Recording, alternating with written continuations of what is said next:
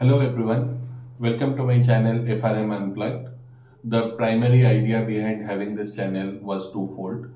First, to encourage people and students who wish to appear for FRM but are too intimidated by the abstruse and slightly complicated and technical financial topics which are there in FRM.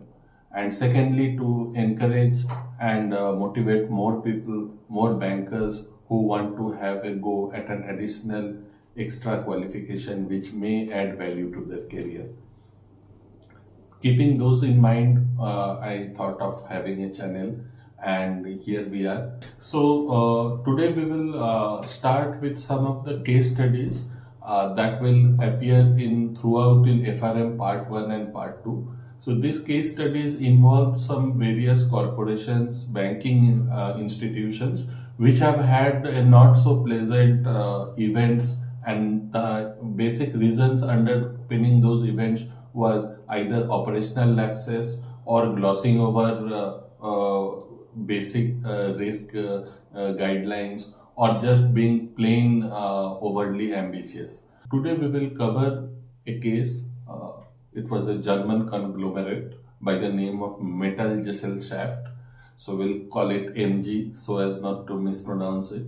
And this was a German conglomerate which was basically into mining and metals, right? So they were a German company and they were faced with slowing sales. So they wanted to diversify, and they decided to diversify in the oil, and they decided to target the American market. So the American market at that point of time was dominated by very big players, and the small refiners were feeling squeezed out from the market. So these guys sensed an opportunity. They thought they would offer them a maybe 5 year or 8 year or 10 year long contract of selling oil, so that they would kind of lock the prevailing low prices of oil for the next 8 to 10 years. This happened during the early 90s when the economy was coming out of the Gulf War. There was the Saddam Hussein regime that was getting toppled, and so there were quite a few issues that were happening, and in the aftermath of which the oil prices were very low. So what these guys thought, they would lock in the prices, and in the hope that someday or the other the prices would increase, and then these guys would have reaped profits. So their objective was basically twofold.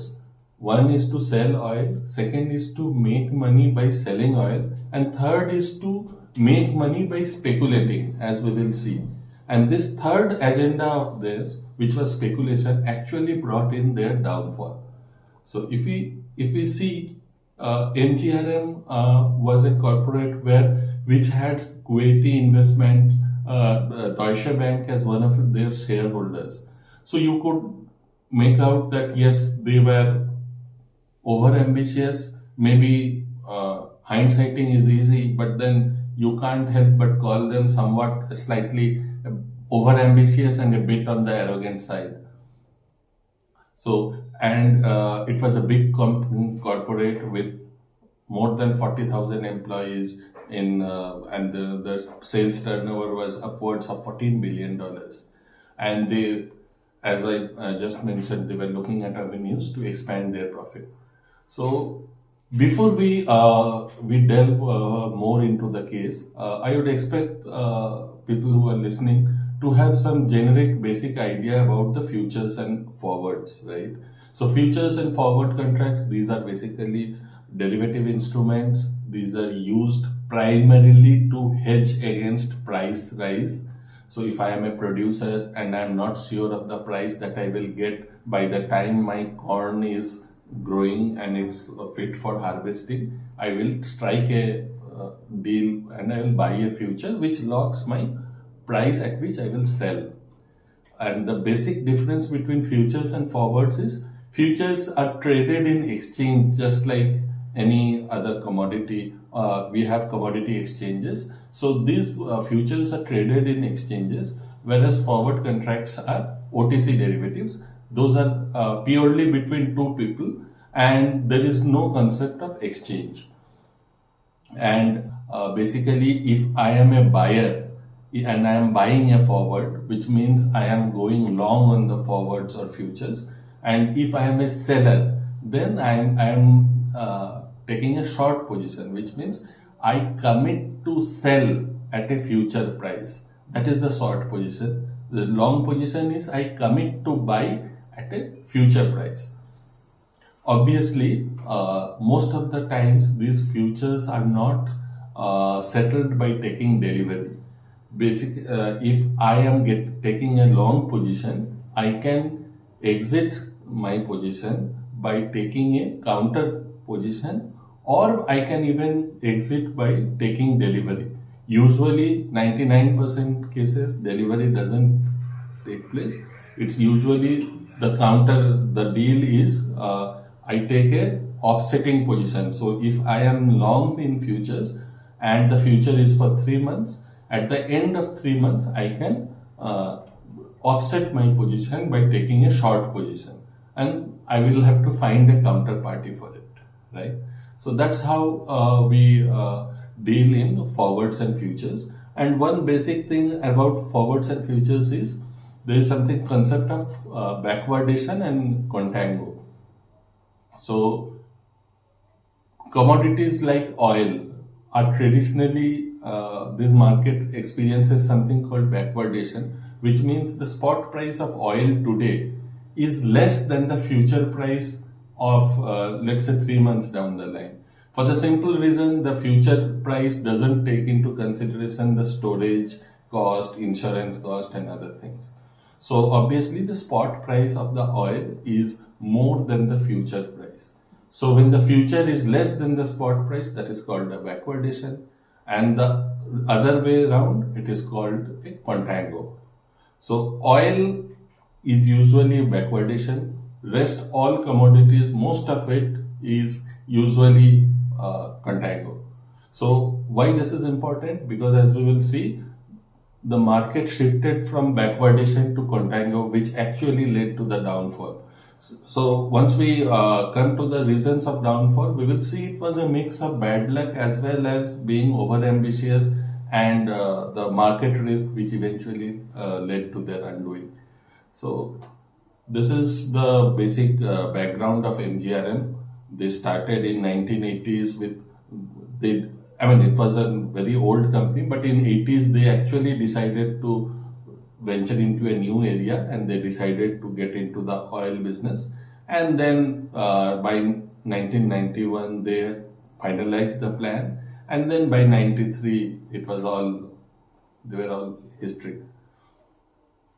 Now they gave some offers, good offers to their dealers, and like I mentioned, apart from so many sweeteners of the deal, the major highlight of their offer was at 90 in 92, 93, when the oil prices were low, they were locking this price for 10 years or 7 years or 6 years.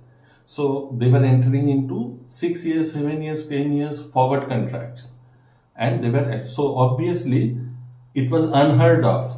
So the small retailers and refiners, which were getting squeezed by the big oil players like Exxon Mobil and others, Chevron. So those small refiners flocked to these guys, and they entered into a deal. Now what happened is MGRM is into a short position. They will be selling oil, right? And the refiners are in the long position. So which is they will be buying oil 1 month down the line, 2 months down the line, 5 years down the line, that this way. So MGRM was having a short position. So a short position will always benefit if the price is reduced, right? So if MGRM's offer price was, let's say, $22 or $23, and if the price gets reduced further, so it is so much good for this guy, right? Because at maturity he can buy at lower prices and sell at the contracted price, which is more. So a short position will always benefit from falling price, and a long position will always benefit from rising price. Now, what happened was they tried to, once they are into, okay, so what actually happened was, they, so far the story is only half said, right? That they got into a short position, but the short position will incur losses if the prices increase. So effectively, they needed to hedge their short forward contracts, right? So short position in the long forward contracts. So what they did was, let's say the forward contract was for 8-10 years. For the sake of our simplicity, let us assume the forward contract was for 1 year. And in 1 year, every month they will supply X barrels to the customer. So obviously they wanted to hedge their price rise by getting into an offsetting futures. So forwards, obviously, for forward contract they wanted a counterparty which they had got as their customers, but for futures they would need just another party which could be a market maker, right? The forward contract counterparty is the actual end user, but the future counterparty need not be an end user. That person could be just a market maker who can be a speculator or an arbitrager. We are not bothered with that. All we are bothered is if MGRM gets into a long futures position, and if price increases, then the forward contracts of 1 year will lose money, but this future contract where this guy is in a long position, he will gain money. So the gain and losses offset each other, right? So far the story is good, but somehow 1 year long future was unheard of. So if 1 year future is not available, what these guys did, they entered into what is called as a stack and roll hedge, right? For the sake of our discussion, if 12 barrels of oil are proposed to be supplied to the customer, 1 barrel every month, so the first month these guys would have a future of 12 barrels, because like I mentioned, only 1 month 10-year futures were available. 1 year long futures were not available. So 1 month they will have 12 barrels future. At the end of 1 month, right, there will be 3 transactions that will happen. One is they have to supply oil to their original counterparty. So the 1 month short forward contract will mature, and let's say whatever is the amount, they will have to buy it from the spot market and deliver it to the customer. That is one. Second is the future is also maturing. So what they will do, they will have to close out these contracts by reversing their position. So they were into long and they will reverse it by taking a short position and they will exit. And the third is, again, so the first month is gone. There are still 11 months left. So they will again get into a 11 month contract. But again, 11-month future was not available. So again, for 11 barrels, they got into a future of 1 month. So that way, it is a stack of 12 barrels, and then the stack is reducing gradually, and you are rolling over. That is why this name is stack and roll hedge. The stack gets reduced over a period of time, and you are rolling over your position. So first month was 12 months, second month was 11, that way. And then you reach the final 12th month. Now what happened is, now these are some of the possible scenarios. So the possible scenarios, we can understand that most of it will be like either the price will increase or the price will decrease, which is the spot price, and or the future price can increase or decrease. Now, if we look at one scenario, okay, so if we look at the first scenario, right, where the price is decreasing, spot price is decreasing, and the future price is also decreasing. So this is basically the calculation. So there will be a payoff from forward and there will be a payoff from future. So if we just look at the calculations, we can make out that there is some profit from the forward and there is some profit from the futures, and if we add both of them, we get into the final. Like there would be a few scenarios where either the spot price can reduce or the spot price can increase, and correspondingly the future price may reduce or the future price may increase. So one typical calculation what we have done is, let's say if the spot price was $20 per barrel in July and it reduces to 18.9 per barrel in August. So there is a net gain to MGRM, right? Because MGRM had proposed to sell the oil at 24 when the spot price was 20 in July. Now, once the July month is over, they will need to purchase the oil from the spot market, which is at 18.9, and they will sell it at the contracted rate, which is 24. So earlier they were having profit of $4, but now we are seeing he will have profit of $5.1 per barrel. Similarly, if we look at the payoff from futures, so the customer has to sell some amount of futures. So that futures they will sell for 18.9. Because why 18.9? Because at the end of July month, the future price will converge to the spot price.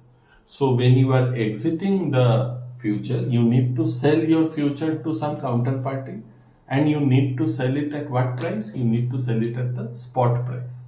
So that is your cash flow. So but just keep in mind, you will be losing money here because you had bought this future at a slightly higher amount in July, and now you are having to sell it at a slightly lower amount.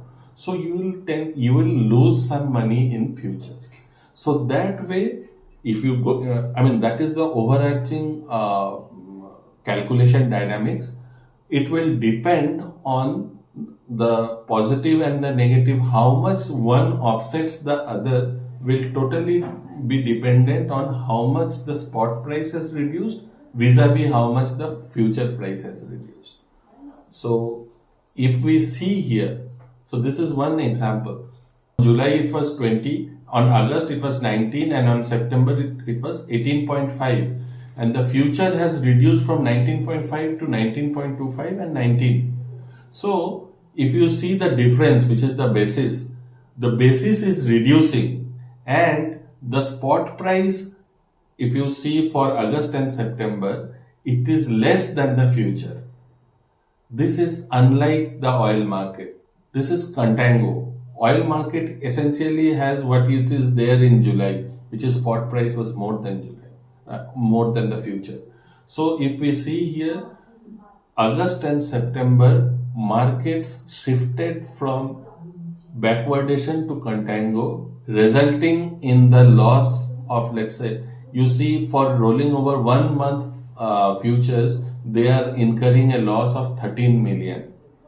And just remember, there were huge, the future contract amount was very large, into millions of barrels. Similarly, we have now, see, this mathematic explanation we are able to figure out. I am sure those smart guys in MGRM would also have figured out. But what they would have also kept in mind was these scenarios. Because you see, oil prices were lower. At some point during their 10-year tenure, this price would increase. And when the prices increase, the gains that they would have got was wild. It would have, the kind of money they would have made in this, but just purely out of market price movement, would have been much more than the oil price margin that they would have received. So this is why they decided to get into the stack and roll. Probably the scenario 3 and scenario 4, if you see, these are widely money-making deal. So, but eventually what happened was, once the deal was signed, the prices continuously fell. See, prices were already low. Prices further fell, and basically this scenario 1 kind of a situation arose, wherein, and when the prices decline, you need to replenish your margins to, I mean, that's a requirement of the exchange, because you need to stand by and honor your deal. So that much amount, whatever you are losing, you need to, a portion of it, you need to replenish as margin. So these guys, and since it was a very huge deal, these guys were not able to pay the entire margin, and eventually the deals were cancelled. So now if we see here, right, if we look into the usual suspects, right, like I mentioned, the market shift from backwardation to contango was the primary reason.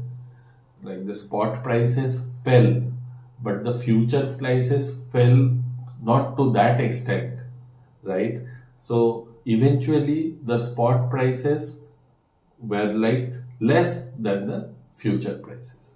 So which was a contango. That was one. Second was, since this future, every month, due to the stack and roll strategy, every month these guys were supposed to be offsetting a future and getting into a new future contract.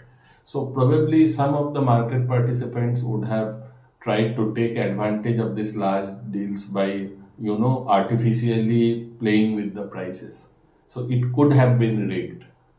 The third one was the German accounting standards, right?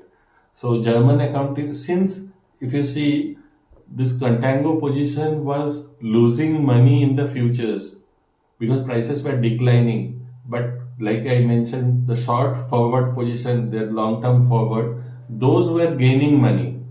But German accounting standards did not allow the gains to be offset against the losses. So you had to account for the losses. And then once they started doing that, their credit ratings also went for a toss. And word went out that this guy's credit situation is deteriorating. So the counterparties, like every month they were rolling over their futures. So the counterparties started demanding more and more margin money. This also was one of the reasons for their downfall. And finally, there was this, obviously, if you see the management's overconfidence and their reluctance to adhere to the prudential risk guidelines. Essentially, what happens is, when the futures of the relevant period is not available, in this case we saw 1 year future was not available, they should have ideally not gone in for a 1:1 hedge. They actually did 1:1 hedge, but ideally, if you have, let's say, 100 barrels of futures of forwards, then you only need to hedge 70 barrels of futures. So, but they were doing 1:1, so 100 barrel of forward, 100 barrel of future. That was also one of the, so they had overhedged their position, which essentially made their future margin requirements much more than what they could handle. So I think that is all about this use case. And if you see the overall the deal structure, I think no one can fault the deal structure. The deal structure was very nice. They did not account for the liquidity position for the first maybe 3-6 months. If they would have survived the first 3-6 months, they could have maintained money later in the deal. But for reasons best known to them, and obviously we can only speculate because we also don't have the exact idea, it fails to reason that how come they would have not made arrangements for those margin calls, because obviously if prices can increase, prices could have fallen also, and which actually happened. So that was also one of the reasons why this guy, the MGRM finally won. So that is all for the MGRM use case. If you have any queries, do let me know in the comment section. And if you found something of use which you can kind of use it for your preparation or for adding, enhancing your knowledge, do consider sharing, subscribing, and liking my channel. It would mean a lot to me. Thanks.